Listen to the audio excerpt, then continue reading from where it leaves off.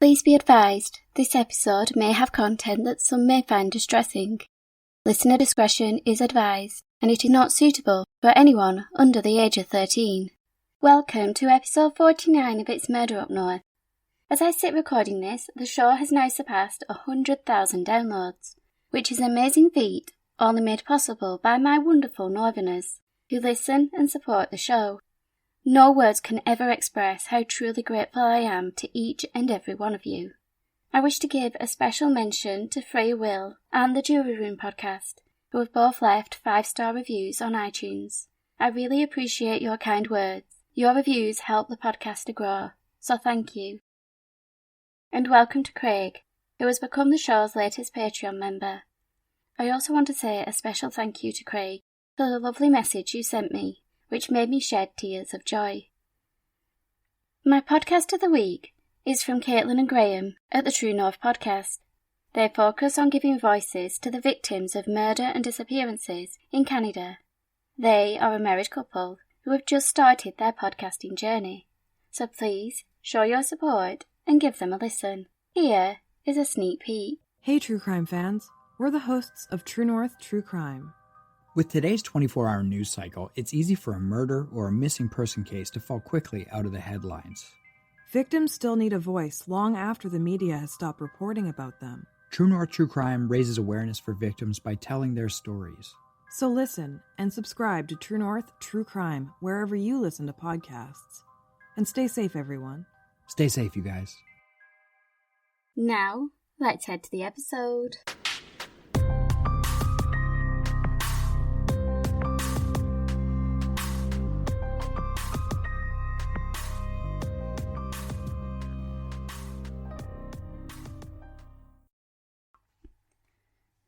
In June 1984, the very first episode of Crimewatch UK was aired, and its first reconstruction is the case I will be covering today. The show aimed at providing police a national platform in order to appeal for help in solving some of their most difficult cases. This was done through direct appeals by officers, or through accurate reconstructions of the events surrounding the crime. The show covered bank robberies, murders, and it also featured a segment in which they hoped to reunite stolen property with its rightful owner. The show aired on a monthly basis, with its host Nick Ross having the famous slogan, "Don't have nightmares," before it was cancelled in 2017. Throughout the years, it has featured many high-profile cases, from showing the CCTV footage of James Bulger's abduction, to the one I first remember on the show, the horrific hammer attack on Lynn, Megan and Josie Russell, a mother and her 2 little girls, who were attacked whilst they were out walking in the Kent countryside. Both of these cases were subsequently resolved. However, out of the 4,000 cases the show featured, some crimes have never seen a resolution. These include the disappearance of Claudia Lawrence, and the murder of one of the show's hosts, Jill Dando, who was killed on the doorstep of her home in London.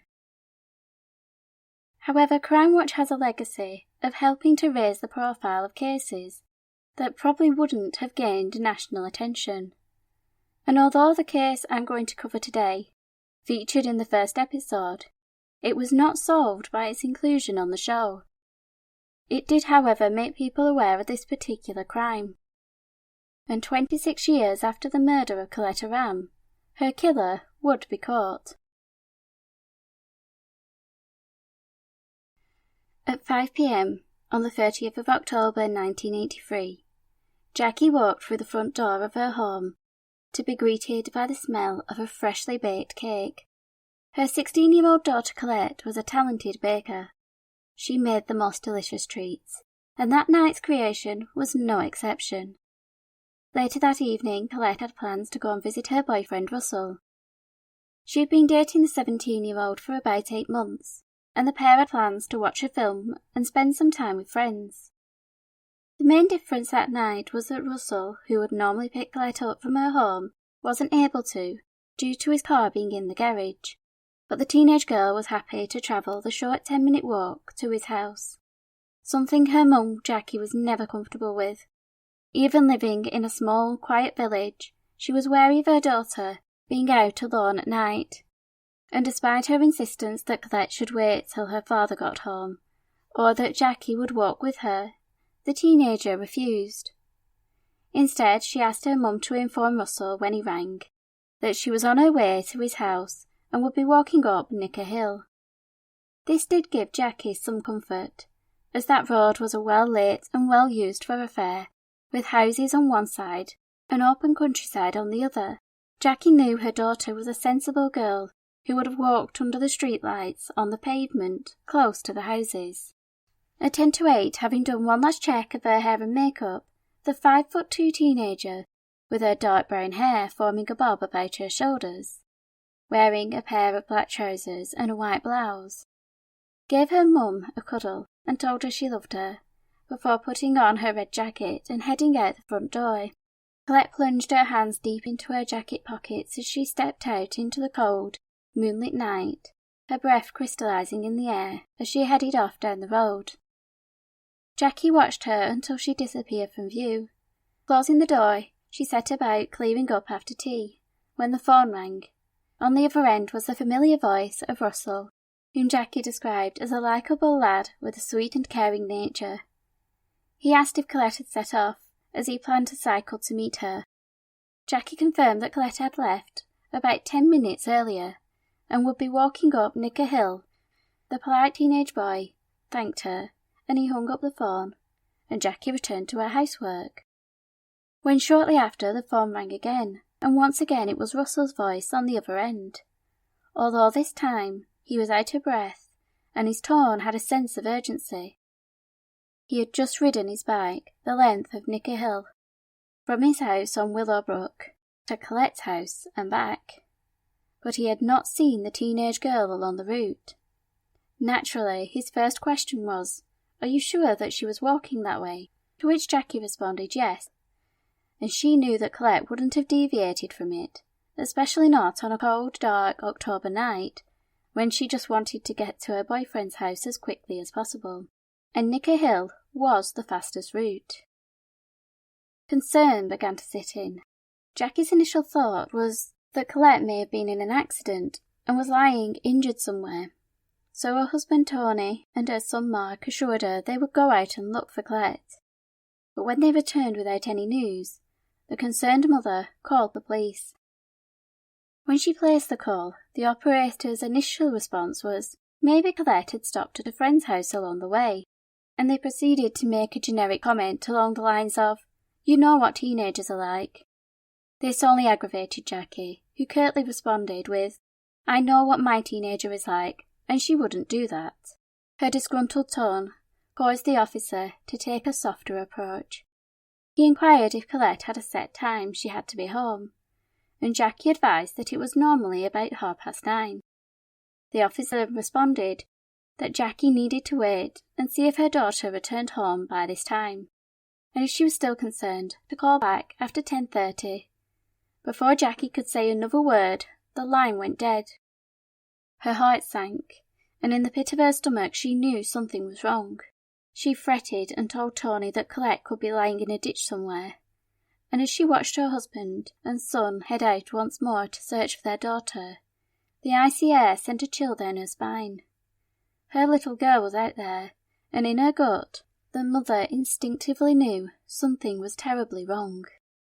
While her family were out searching, Jacqui began to contact everyone she could think of, asking them if they had seen or heard from Collette, but no one had. However, many of her friends and family offered to help look for the popular teenager. With people taking to the streets to search for Collette, Jacqui was back on the phone, this time ringing hospitals. Each person she spoke to reassured her that no one matching Colette's description had been admitted, but for Jacqui, this did not quell her fears. Once again, Mark and Tony returned. This time they were accompanied by Russell. He was cold and out of breath, having spent the last couple of hours riding around the village looking for any signs of Collette. He had stopped at friends' houses and asked strangers in the street if they had seen her. The 16-year-old girl had just vanished. It was now 10:30, and Jacqui couldn't wait any longer. Her daughter had gone missing, on a short 10-minute walk along a well-lit, well-used street. There was no explanation for her to have gone anywhere else, and so Jacqui picked up the phone once more and phoned the police. This time, with an assertive tone, she insisted that her daughter's disappearance was out of character. Having explained the full circumstances, this time there was a reassuring response, as Jacqui was advised that an officer would be sent out as soon as possible. When the officer arrived, Jacqui's relief was short-lived. She'd hoped they would start searching for her missing child, but instead, as per protocol, the officer insisted on sitting them down and asking questions about Collette. What was she wearing, her hair colour, eye colour, where the places she liked to go? For the family, this felt like they were losing precious time. And as the minutes passed, the questions stopped, and the officer then asked if he could search the property. He started with the loft. Jacqui scoffed at this idea that her daughter was in the attic, telling the officer that there were just storage boxes up there, and Collette had no reason to be in the attic. Besides, Jacqui had seen her daughter walk out the front door of their home at 10 to 8. Despite the mother's annoyance, the officer proceeded up the ladder and disappeared through the loft hatch. He re-emerged shortly after, covered in dust, finding nothing but storage boxes. Satisfied that the teenager wasn't in the property, and having collected information regarding the missing girl's description, the official search for Collette was started that night, with police officers joining friends and family in the hunt. Reluctantly, the police called off the search a few hours later, as the darkness was affecting their ability to conduct the operation thoroughly. Attempting to reassure the family, they were advised that every officer in the area would still be on the lookout for Collette, but this was cold comfort for the family. The minutes felt like hours, and sleep abandoned the household, as the slivers of morning light began to appear on the 31st of October. Mark and Tony, although exhausted from lack of sleep, headed out once more in search of Collette. The pair drove down Nicker Lane. The street lights were still lit, but in the dim light of morning the verges and hedgerows were no longer silhouettes. They drove about the village, where most people were still in bed, their homes warm, and their curtains shielding them from the darkness outside. The father and son drove down Nicker Lane. They passed the entrance to Willow Brook, where Russell lived. His was one of the last streets before leaving the village, beyond which houses became scarce, giving way to open countryside. The road became a single track called Firlby Lane, which wound its way through the landscape, lined by hedges and farmland. As they rounded a bend in the road, Mark noticed something blue and white fluttering softly in the breeze. He ordered his dad to stop the car, and before anyone had a chance to stop him, the 18-year-old had ducked under the police tape, his eyes confronted with a sight he would never forget. The only thing he could do was scream, "That's my sister," as he fought with the officers, who were trying to lead him away from the horrific sight. Less than 12 hours after leaving her home, the 16-year-old girl, with a promising future, had been discovered deceased in a lonely and isolated field. Following the discovery of Collette's body, police held an urgent press conference, in which Detective Chief Superintendent John McNaught, who had been assigned to lead the investigation for Nottinghamshire Police, released the following statement. "We don't yet know the exact cause of death, but she was sexually assaulted, and the body was partly clothed. She had injuries which I am not prepared to discuss at the moment. They are not stab wounds. We are not looking for a murder weapon." One reporter asked the detective if Collette had been beaten, to which the officer replied, "You'll have to draw your own conclusions. It was a savage attack. I don't want to be alarmist, but all people living locally should be on their guard." It was clear in the officer's tone that they were concerned that the perpetrator may attack again, which only drove them on to catch him as soon as possible, and they appealed for anyone to come forward with any information that may help in the apprehension of the suspect.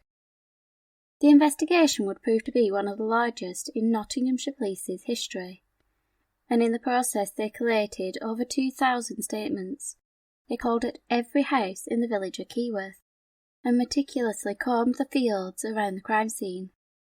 One individual that officers treated as a person of interest was Colette's boyfriend, Russell. They wondered if he had been responsible for her death, and then come up with the ruse to throw people off his scent. Jacqui never believed that he was involved. To her he was a sweet, mild-mannered boy, who was genuinely devastated by her daughter's death. The grieving teenager had to endure hours of questioning by the police, but he was very quickly ruled out as a viable suspect. Witnesses began to come forward, and slowly investigators were able to piece together the circumstances surrounding Colette's murder. But the days turned into weeks, and then into months, and the perpetrator was still at large. Within a month of the murder, he had sent the police a boastful letter, in which he taunted them and proudly stated that they would never catch him. Due to the content of this letter, detectives believed that it had been written by the man who had killed Collette. After 7 months without any results, Nottinghamshire Police decided to take a chance and air the case on the pilot episode of Crimewatch, which would feature a reconstruction of the night Collette was murdered, pieced together by witness statements and the letter from the perpetrator. Jacqui states in her book, Justice for Collette, that she was disheartened when she learned that the reconstruction wasn't going to be as accurate as it could have been. She was informed that due to an objection from a local resident, they had been forced to film the reconstruction of Collette walking up Nicker Lane on the opposite side of the road from the houses, where there was no pavement, no street light, and just open fields. This concerned Jacqui, because she didn't want the public to think that her daughter had chosen to take that route. Sadly, people are cruel and quick to judge, and during my research I have seen so many times where the victim has been blamed for taking the shortcut or being out late at night. So Jacqui's fears were unfortunately justified. When the episode was broadcast, the audience observed a police briefing led by Superintendent Bob Davey, who had taken over the lead of the inquiry. He addressed the officers in the room, stating, "Somebody is protecting this man. He is not going to sit in his house with the word murderer written across his chest or across his back, is he? He's got some sort of sexual hang-up. He likes young kids. He's not going to be very obvious when you walk through the door, but talk to the people, talk to the wives. Let's find him, because he's about somewhere. Collette has been left in a field, don't forget that. We are dealing with a savage killer. Let's see if we can find him." The field in which Colette's body was found was shown on the screen, an isolated place with dense trees creating a barrier between the road and the pasture. It gave the viewers an insight into how alone Collette was in her final moments. The reconstruction of the day's events began at a riding school 5 miles away from Colette's home in Keyworth. In the letter from the perpetrator, he alleged that he had been hiding in the shed close to the riding paddock, where he watched a group of young girls on their horses. Police confirmed that this was likely to be true, as they disclosed that a search of the shed revealed a discarded rag, which had traces of semen on it. At approximately 4:30, the principal of the riding school pulled up in a red Ford Fiesta. They switched the engine off and exited the car, but they left the keys in the ignition, and the perpetrator took this opportunity to steal the vehicle, and as he drove away, a number of the girls were able to catch a glimpse of him, and their descriptions would match those provided by subsequent witnesses. Half an hour later, the red Fiesta arrived in Keyworth, and it parked up outside a house. The eyewitness took note of the vehicle, as they lived on a quiet street, and it was not a car they had seen before.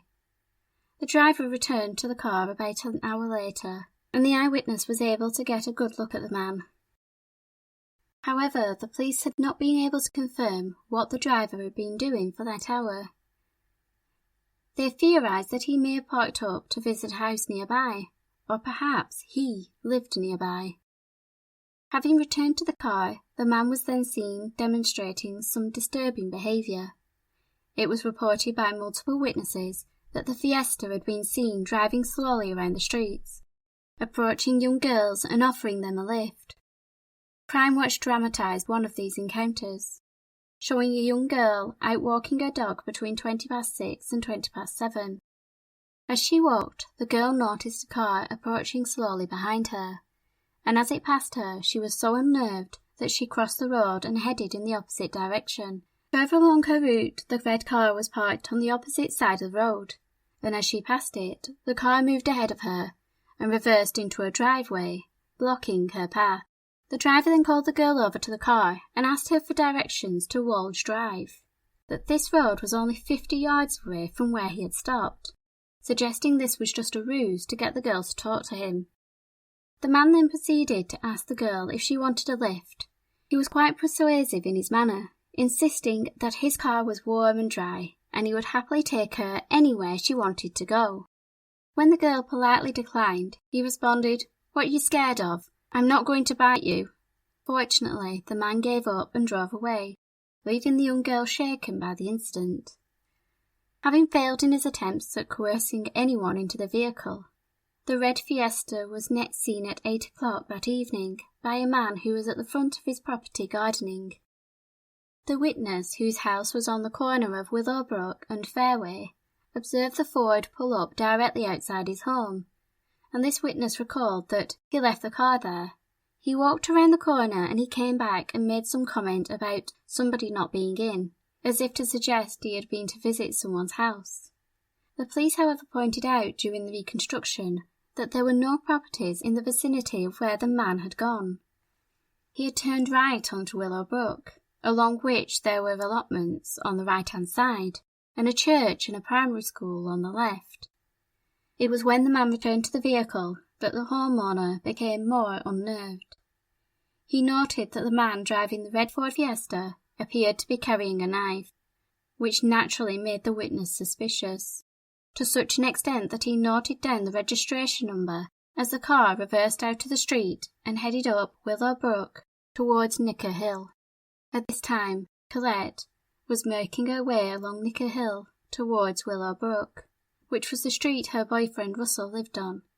It is chilling to think that she was so close to her boyfriend's house, and that is when her path converged with her killer. Because of another witness's account, it was determined that the abduction occurred at about 8:15. A man sitting in his living room heard the sound of a car door closing, followed a moment later by a woman screaming. The cries were persistent, and they stopped abruptly, followed by another slam of the car door. The man headed to his front door to see what was happening, just in time to see the taillights of the car driving away at speed. The police could not confirm exactly what happened after that, although it could be speculated that the killer drove south out to the village of Keyworth, to the field where Colette's body was found, a journey which would have taken about 5 minutes by car. In the letter sent to the police 18 days after Colette's murder, the author corroborates a lot of the witness statements. The writer also alleges, quote, "I strangled her when a car passed. She would have got me caught. She was not dead when I left her. Maybe the cold killed her. Cars passed when we were there. I thought she'd be okay." This claim, however, was contradicted by the location and the manner in which Collette had been left. Kirby Lane is a typical country road in that it is lined with hedges and pockets of woodland. There are no street lamps along the route, so the only source of light came from the full moon, and although the road runs parallel with the field, unless a passing car's headlights had illuminated Colette's location, it is very unlikely that through the hedgerows and darkness that a passing motorist would have known she was there. The teenager's body had also been left half naked, her white blouse tied about her wrists, and her body was in a provocative position which suggested that her attacker had purposely paused her, which one could argue meant that the perpetrator knew that the girl was dead. The police didn't release details about the manner in which Colette's blouse had been used, so when the author of the letter mentioned this detail, it solidified the belief that the writer was their suspect. During the reconstruction, police also showed that 45 minutes after Collette was abducted, a man entered the Generous Britain pub in the village of Costock. Investigators were certain that this was the man responsible for Colette's murder. And having checked out these locations on Google, it is evident that upon leaving Collette in a field off Thirlby Lane, he took a right onto Station Road, which is primarily surrounded by fields, before heading through the village of Widmerpool. He then drove through more countryside until he arrived at the village of Weisel, where instead of turning right, which would have taken him back towards Keyworth, the perpetrator turned left, where the road eventually meets a crossroads, and he drove straight across, and the Generous Britain is on the right-hand side, shortly after the intersection. Having traced this route, this is the first place he would have encountered that was open to the public at that time of night, and it was roughly a 10-minute drive from the spot where it is believed he abducted Collette. The man entered the pub at 9 p.m, and he matched the description provided by other witnesses. Detective Davey told the Crimewatch host Nick Ross that the man ordered a ham sandwich and a pint of orange and lemon, which struck the officer as an unusual drink of choice, and suggested that this small detail may help identify the killer. The landlady did not recognise the man as a regular, and asked him if he was on holiday. He claimed he had taken the wrong exit of the motorway while on his way to visit a sick friend who worked at the local power station and lived in the village of Barton. This claim made it appear as though the man had come from the M1 motorway, which is in the opposite direction to the route the police believed he had actually travelled. Detective Davey speculated that despite the man claiming he was lost, his story suggested that he had some understanding of the local area. It would be 2 days after the murder that the landlady would contact the police with this information, after hearing about the crime through a news broadcast. The stranger in the pub was not the only piece of information she had. While serving the man, she had noticed that his left hand had blood on it, and shortly after ordering, he asked if he could use the bathroom. It was while she was cleaning up that the landlady noticed there was a blood-stained paper towel in the bin. When the pub was searched, they recovered the discarded tissue, and upon it being tested by forensics, traces of blood and semen were recovered. They did not have the ability to use this evidence other than to determine the contributor's blood type.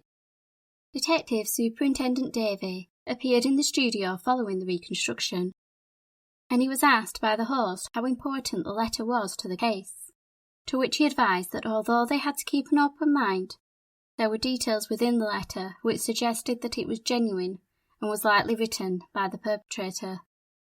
He also reiterated the belief that the killer was a local man who was either living in the area or knew people who did. A description of the suspect was also provided. Eyewitnesses had stated he was a white male aged between 25 and 35, with light brown wavy hair, medium build, wearing a brown suede 3/4 length coat, and was clean-shaven. The host, Nick Ross, pointed out that that was quite a generic description.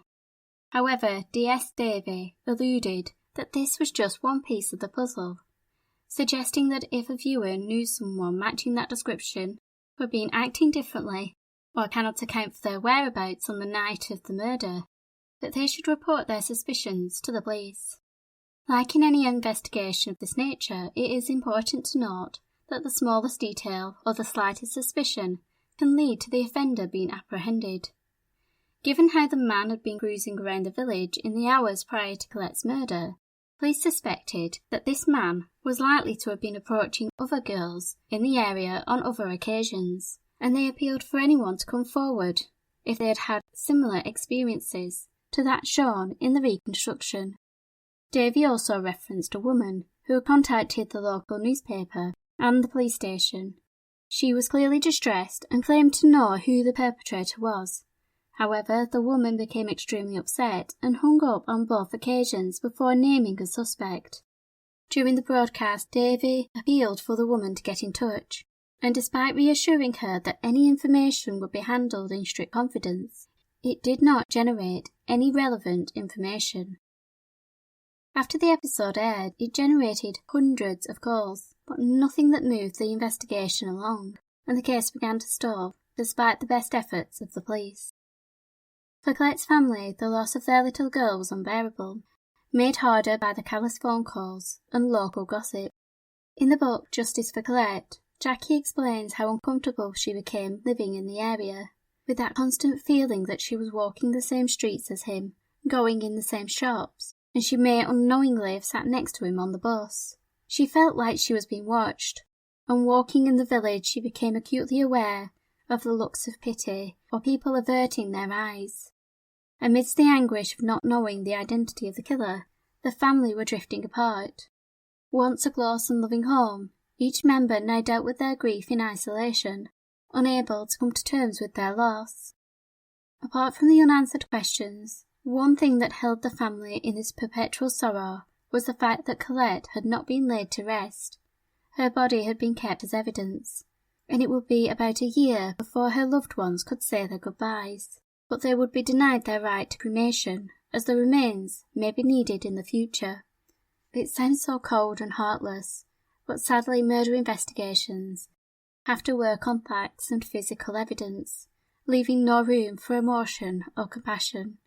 Sadly, tough decisions must be made in order to preserve evidence, inevitably adding to the distress of the victims' loved ones. The funeral was a private occasion and allowed the family to say goodbye, but it offered little closure as the killer was still at large.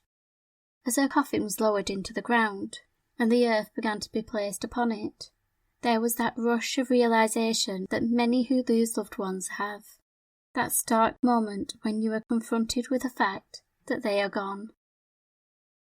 When Collette was born on the 3rd of February 1967, her big brother Mark was already besotted with her. The 2-year-old had taken such delight in feeling his mother's stomach, every little kick eliciting a squeal of joy.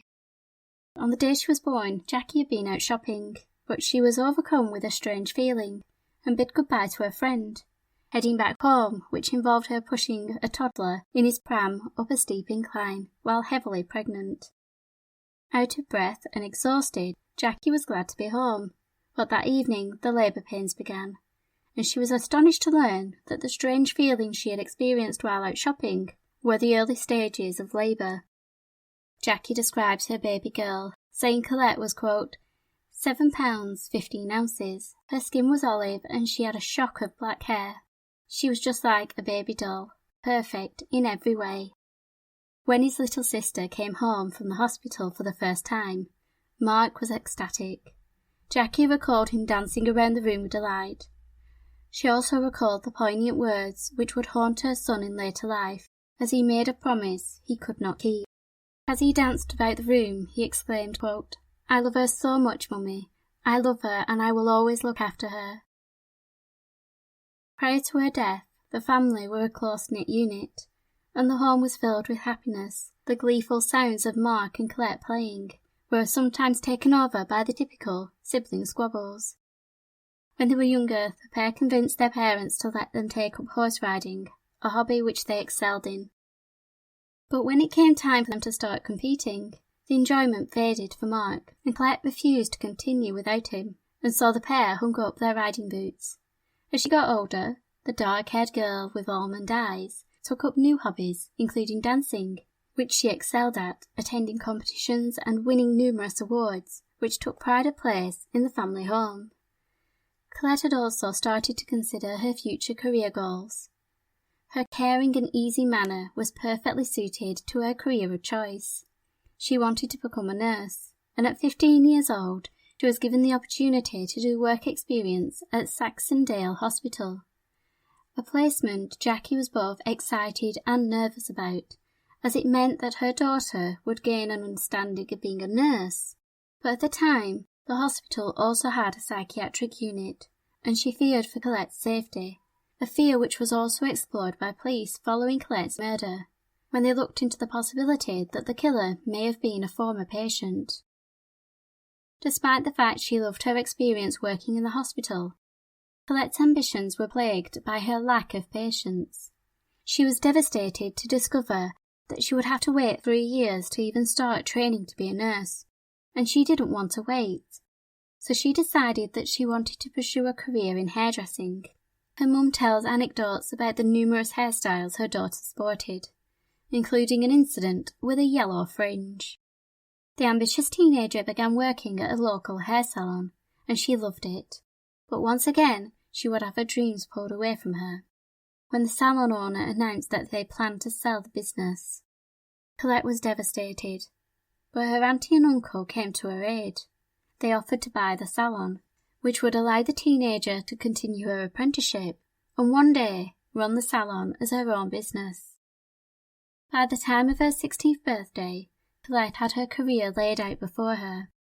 In the book Justice for Collette, her mum described her as, quote, "She held the untarnished optimism of a child. She spent her entire life surrounded by love, and in turn, loved those who surrounded her. She had never been exposed to violence or horror, and therefore trusted others. She thought everyone was as lovely and pure as she was. She loved life, and in turn it loved her back. Collette brought a bright, warm, wonderful light into our lives. Unbeknown to us, that vibrant light was about to be extinguished forever."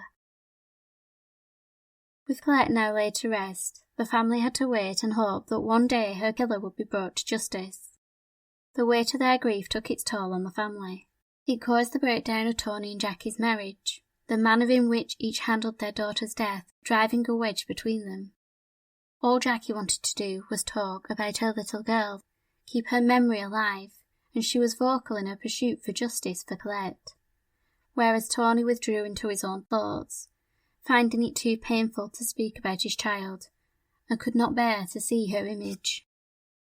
As her marriage fell apart, and unable to cope with feeling like she was living in a fishbowl, Jacqui and Tony divorced, and she chose to move abroad away from Keyworth and all the pain and fear that remained there. While the family tried to rebuild their lives as best they could, Collette's case grew cold. There were no leads to chase, no suspects to question.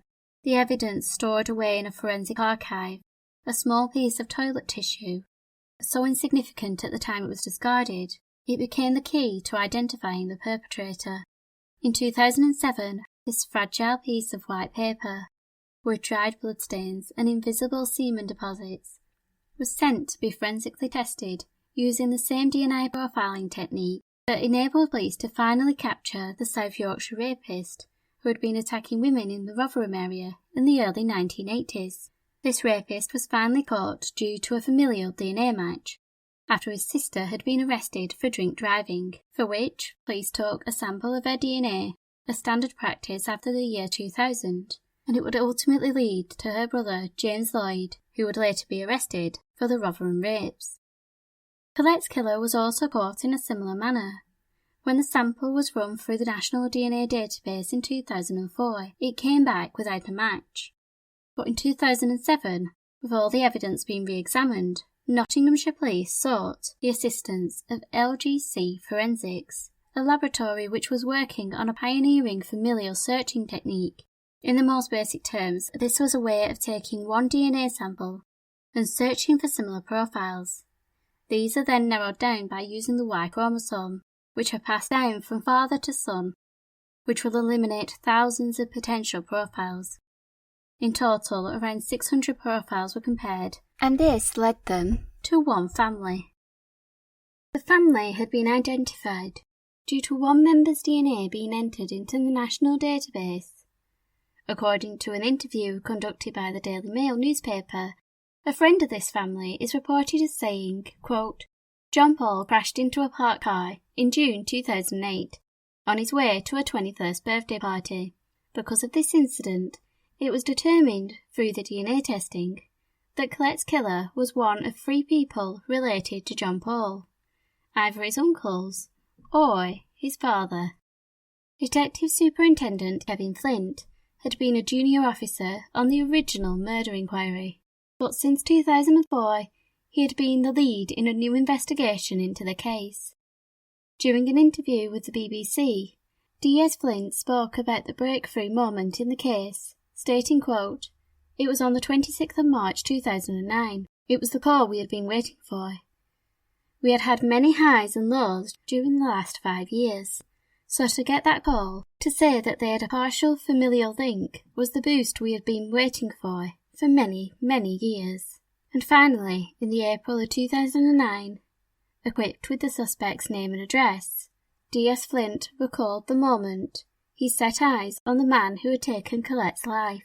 He was most definitely shocked to see the police knocking on his door. He was quiet and reserved, but most definitely shocked that 25 years on, police had tracked him down. The quiet and reserved man was Paul Hutchinson, a 51-year-old businessman who was living less than 7 miles away from Keyworth when he was arrested. To the outside world, he was an unassuming man, a father of 4 who had been married twice and had no criminal record. Therefore, his DNA was not on the database. Fortunately for the police, Hutchinson's son had been involved in a road traffic collision, which had resulted in a sample of his DNA being taken, thus providing the familial link that was needed to crack the case. Paul Hutchinson was 25 years old at the time of the murder. He had been to university to study psychology and had trained as an electrician. He had been working as a railway engineer, and he would also find employment as a youth worker, assisting children with learning disabilities. In 1983, he lived just a matter of minutes away from Colette's family home, with his first wife and their young son, and even during the original inquiry, he was routinely questioned, along with hundreds of other men in the area, and investigators had no cause to suspect him. However, Hutchinson did demonstrate how calculating and deceitful he was. After he had killed Colette, he left his wife and son, alleging that he needed to go to hospital for treatment, as he had been diagnosed with cancer. He proceeded to shave his hair to appear as though he had been going through chemotherapy, and even told them that the cancer meant that his lung was going to have to be removed. His wife had no reason to suspect that he was lying. After all, who would lie about having cancer? And it is possible that this would have also quelled even the slightest concern she may have had regarding her husband's involvement in the murder. We always want to see the best in our loved ones, and although our heads may tell us one thing, it is often overruled by our irrational hearts. Needless to say, no one who knew Paul Hutchinson could believe that he had committed such a horrific crime. The Daily Mail reported on the family's reaction, with one family member stating that they were absolutely devastated. "We can't believe Paul has done this, but most of all, we are devastated for Colette's family." In the interview room with the suspect, police hoped they would get answers as to why Hutchinson had killed the teenager. D.S. Flint was particularly eager to get some answers. This case had haunted him throughout his career. From his days as a junior officer, he had been witness to the fear the man before him had put on the village of Keyworth. But as the years passed, the officer never gave up hope that someday they would solve the case. Hutchinson was quiet. D.S. Flint recalled that there are a lot of unanswered questions still, because this man has not spoken to us. To carry out such an offence, and then go to a public house and eat a cob and have a drink of orange and lemonade, I just don't understand that mentality. And sadly, the officers and Colette's loved ones would never get to know why Hutchinson attacked the teenager on that cold October night.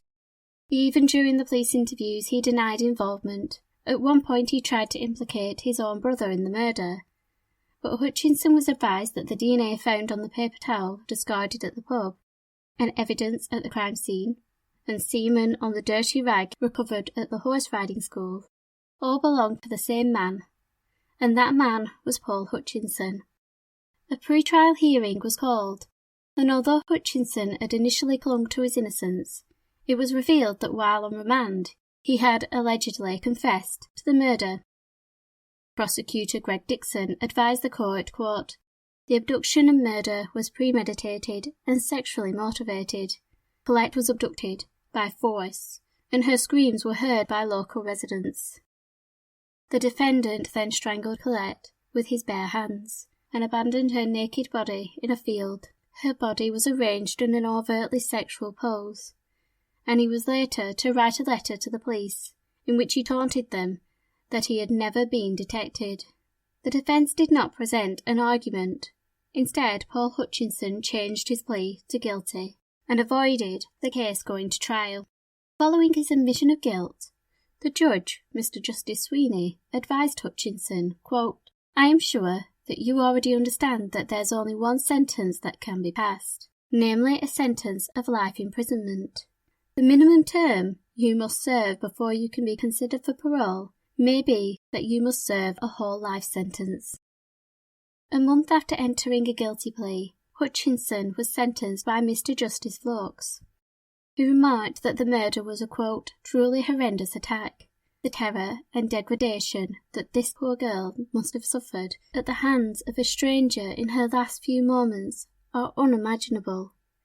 It's clear from the evidence before the court that you are a compulsive liar and a fantasist. You have lived your life with your wife and children, who were completely ignorant of who you were." The judge proceeded to hand the 51-year-old a sentence of life with a minimum term of 25 years. Following the imprisonment of her daughter's killer, Jacqui was interviewed by the BBC, in which she expressed her thoughts regarding the verdict and the man who took her child's life. Quote, "It's hard to believe we were going out of our minds looking for Collette, and he was in the pub having a drink and a sandwich. He's carried on as if nothing has happened. I find it sick that this man can do what he did and go on to father 4 children. And how must they feel now? It's unbelievable this man can sit there in court and act quite normal, knowing this horrendous, absolutely diabolical thing that he did to my daughter, this beautiful, innocent 16-year-old. There doesn't seem to be any remorse.